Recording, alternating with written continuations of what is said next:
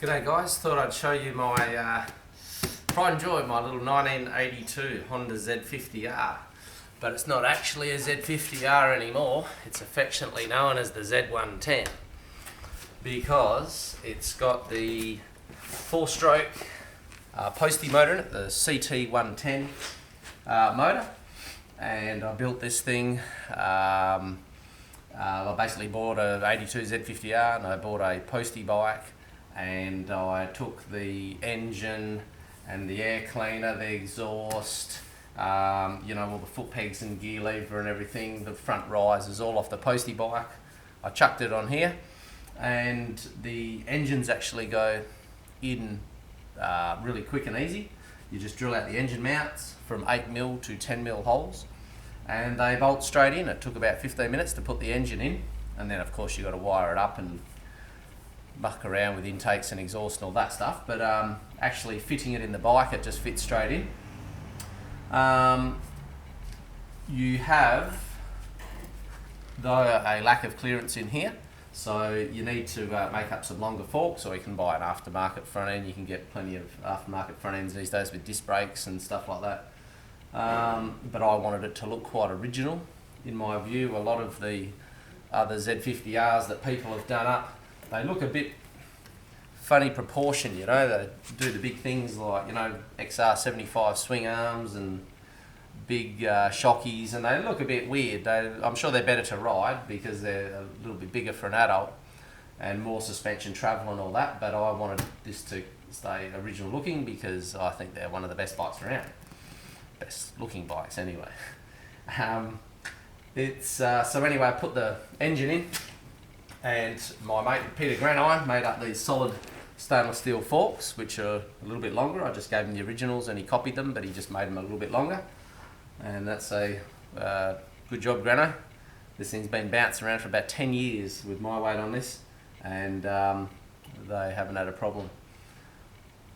Like I say, chuck the postie risers on, and the handlebars push forward a little bit. Gives you a little bit more knee clearance. Solid disc wheels, front and back. I've made up these, just got out laser cut, just mild steel, sort of billets if you like, and or just plates, and they bolt on each side and they make the wheel a lot more solid. Used all stainless steel hardware, and I've doubled the number of holes in there to really sandwich them together. The back wheel in particular has a lot of problems popping wheelies non-stop. You pop a lot of wheelies on it and the back wheels will all just buckle and fall apart. Again, I'm sure you can get aftermarket wheels, but I made these up. I wanted to just keep the original wheels.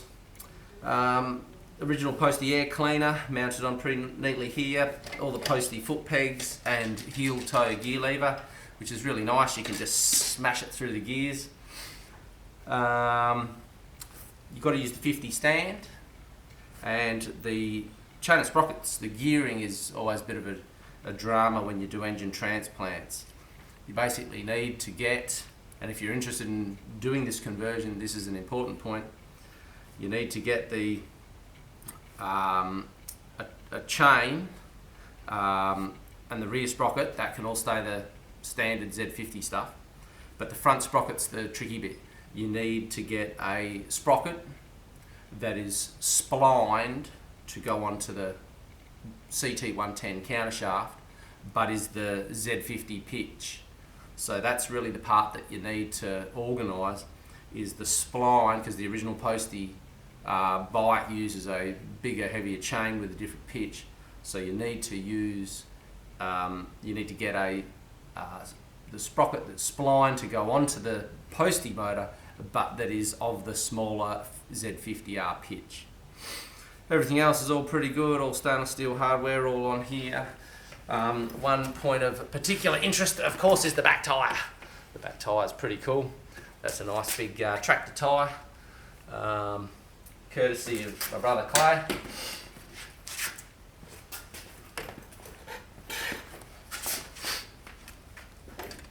It's basically this side, standard postie exhaust, just cut off and installed a little lawnmower air cleaner. Sounds pretty fat. Sounds like a little Harley coming to get you. It's pretty loud.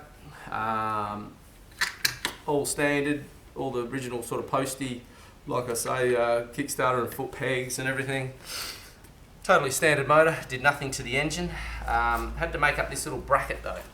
This little engine mount bracket is pretty important because again the weight of the postie engine bouncing in here may crack the frame or even stretch the frame in the centre here, just having that one centre tube.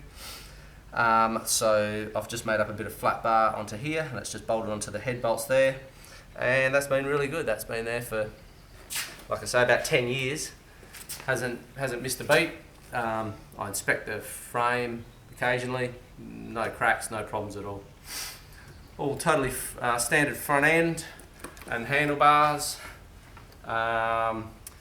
This little front guard looks kind of cool. That's just a front guard chopped and then turned around. So this is actually the back part of the guard. So what you do is you get a front guard and just cut. This is the back part, so it should be sort of facing the other way.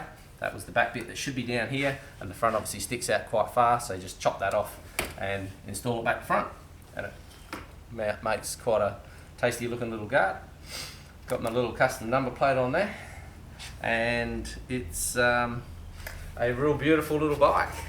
It's basically the 82 model has actually, this is this old standard tank. If you can see that tank right there, that's the standard colour tank. Actually no, that's incorrect. That's actually an 83 model tank, which is a slightly orange tinge. The 82 Z50R had more of a toolbox red tank. The 83 had that orangey colour, and this is actually off about an 84 and 85 Z50. I bought this tank brand new and I put it on because I'm actually going to enter this little 110 into a bike show on the weekend. It's going to be amongst old restored Indians and Harleys, and my old Harley. I'm going to put my old flathead. Let's have a quick peek at the old flathead. This old flathead's going in there. It's going to be a bit of a weird old, weird combination. Little Z50R in amongst a bunch of big block cars and old restored Harleys and Indians. So anyway, I hope people enjoy it. Who knows, with a tyre like that I might win people's choice. See ya.